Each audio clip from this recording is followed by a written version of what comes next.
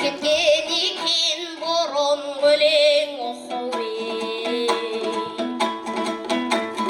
балыққа саяқ судан терең аяқыңа қара сөзден өлің халқыңа адал қызмет етпесеңіз абырой атақ шіркін келер мөңай оқуы